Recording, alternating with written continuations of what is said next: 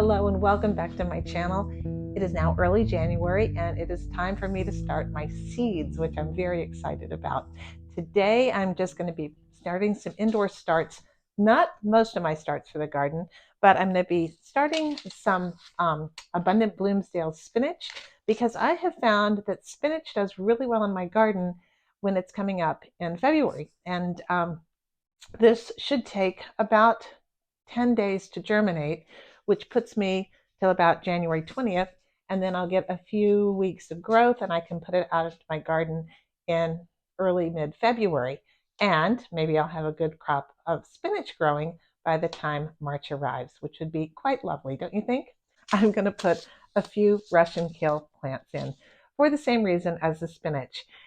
Right now it's super cold and you can see outside that I've got snow on the ground here in Baltimore, and there's snow and ice on the ground in Virginia, has been for now since the first snowstorm that we had early last weekend, and there's more coming today. But I think by the time these are ready, hello Tiberius, by the time these are ready to plant in about 6 weeks or so, that snow will be gone and things will be starting to warm up a little bit for December. Tiberius always likes to photobomb. In my previous video, I just mixed up some seed starting mix. I had poured boiling water onto a commercial mix to kill any fungus gnats that might be in there. And I have here a very nice potting soil. It's moist, sticks together, but still has some crumb in it. And that's exactly what you want. I'm going to start my spinach in these cells. These are 4 packs. And I don't know exactly what the measurements are, but they're not the smallest that you get. They're a couple of sizes up from there. One of the things I like to do is just take some masking tape and label my containers before I start to fill them. Why do I do it before I start to fill them? Well, one of those things that you learn the hard way. Sometimes when you put your mark, instead of using markers also, which I find can sometimes get confused and mixed up, I just put these straight on and I use tape, and I can reuse and tape over when I plant something else. I put the date, which I did not do. Today is 1/10 that I seed started, so I can really better assess if things are coming along as they should. I actually put the seed company that I'm using and the variety because I will be planting a couple of different types of spinach in different times. This is already pre-moistened. You want to have your mix good and pre-moistened. I'm going to pack potting soil into the planting cells pretty tight. You want this nice and packed firm.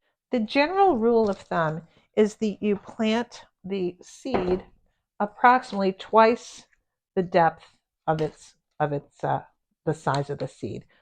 Spinach seeds actually are interesting.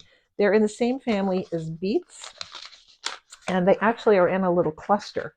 So each seed may actually sprout several different plants. Now that's way too many. I'm going to plant more than I actually need. I'm just going to poke a little hole in here. And I'm going to put 2 seeds per cell. And that's in hopes of getting some decent germination. If one of them germinates, then I've not wasted my time.